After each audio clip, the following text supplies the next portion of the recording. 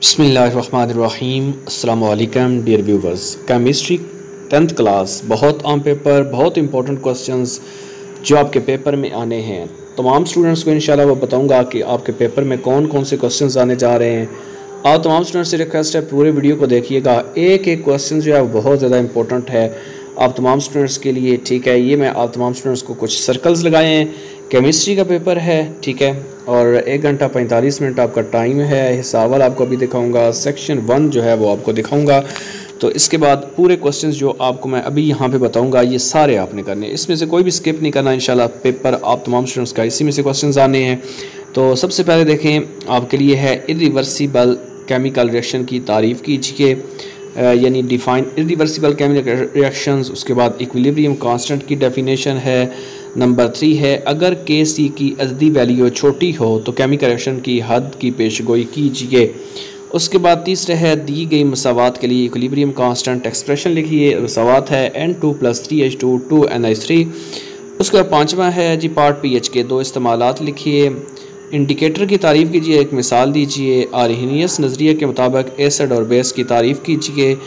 Acid और metallic oxide के reaction से साल्ट कैसे तैयार किया जाता है। उसके बाद नेक्स्ट जो क्वेश्चन है वो है क्वेश्चन नंबर 3, कोई से 5000 मुख्तसर जवाबात लिखिए। कैटिनेशन की तारीफ़ कीजिए। कोल तार में मौजूद एरोमेटिक कंपाउंड्स के नाम लिखिए। मालिकुलर फार्मूला की तारीफ़ कीजिए और मिसाल दीजिए। सेचुरेटेड और अनसेचुरेटेड हाइड्रोकार्बन्स के जनरल फार्मूला की तहरीर कीजिए।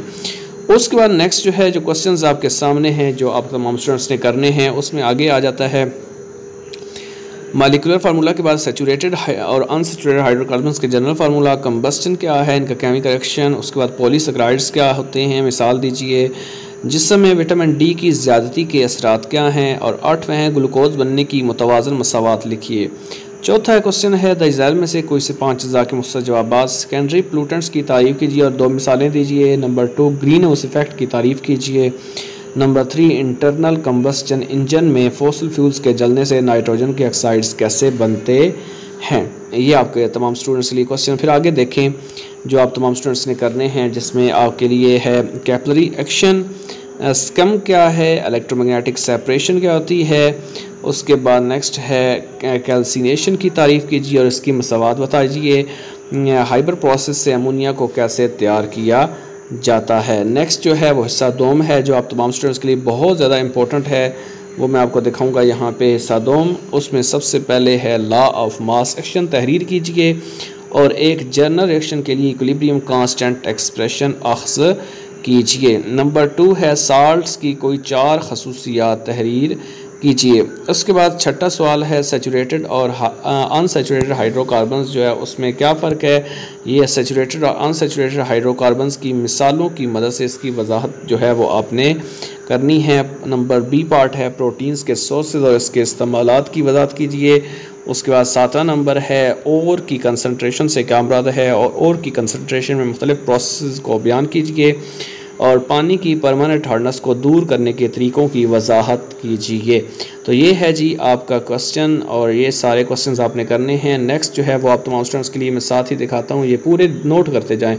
ये आपने कोई इसमें से क्वेश्चन छोड़ना नहीं है, ठीक है, ये मैं आपको पहले से बता रहा हूँ। फिर आगे रिवर्सिबल रिएक्शन की तारीफ़ और मिसाल, और उसके बाद आगे आ जाता है अगर किसी रिएक्शन में Kc यानी QC की वैल्यू कम हो और Kc की ज़्यादा तो रिएक्शन की सिमत क्या होगी।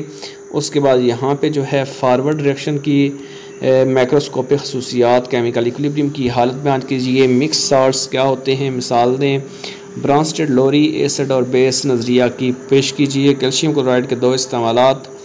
8वां क्वेश्चन है कौन सा साल्ट प्लास्टर ऑफ पेरिस बनाने के काम आता है, फार्मूला लिखें। उसके बाद नेक्स्ट है कैटिनेशन किसे कहते हैं, उसका कैटिनेशन का मुज़ाहरा करने के लिए कंपाउंड की मिसाल दें। फंक्शनल ग्रुप की तारीफ़ लिखें और मिसाल दें। मुज़ैल में से हर एक का स्ट्रक्चरल फार्मूला लिखें, एन ब्यूटेन और आइसो ब्यूटेन। उसके बाद आगे आ जाता है सैचुरेटेड और अनसैचुरेटेड हाइड्रोकार्बन्स में फ़र्क वाज़ेह करें। एस्टाइलिन और क्लोरोफॉर्म का एक इस्तेमाल लिखें। फ्रुक्टोज़ का स्ट्रक्चरल फार्मूला लिखें। 4 फैट सॉल्युबल विटामिन कौन से हैं, विटामिन ए का एक माखज़ और एक इस्तेमाल लिखें। उसके बाद नेक्स्ट है चौथा पार्ट इसका क्वेश्चन का इसके अंदर देखें वॉल्यूम के लिहाज से फ़ीसद मकदार खुश्क हवा की कंपोजिशन, ओजोन के ख़ात्मे के 2 असरात, CO2 और CO के अखराज के अहम सोर्सेज लिखिए, पानी के 4 इस्तेमालात, ग्रेविटी सेपरेशन, फ्लोटेशन प्रोसेस की तारीफ़, ब्लास्ट फर्नेस से स्लैग और मैटिक को कैसे ख़ारिज किया जाता है, कैल्सिनेशन की तारीफ़ और इसकी मसावात लिखें।